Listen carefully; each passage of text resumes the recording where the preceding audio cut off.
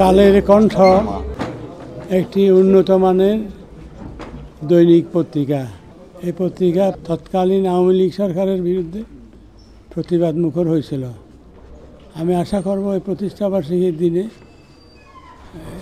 কালের কণ্ঠ এবং তার শুভানুধ্যায়ী এবং যারা কালের কণ্ঠের সাথে পাঠক হিসেবেও ভূমিকা রাখছেন তাদের শুভকামনা করি এবং আশা করব কালের কণ্ঠ তার নাম যেরকম যে কণ্ঠস্বচ্ছার থাকবে এবং দেশে গণতন্ত্র প্রতিষ্ঠার যে পুনর্গঠনের কাজ চলছে সেটা আরও বলিষ্ঠ হবে।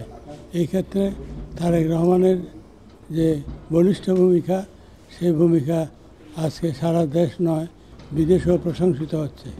আমি কালের কণ্ঠের শুভকামনা করি এবং আশা করি কালের কণ্ঠ এই গণতান্ত্রিক আন্দোলনে একটা বলিষ্ঠ ভূমিকা রাখবে।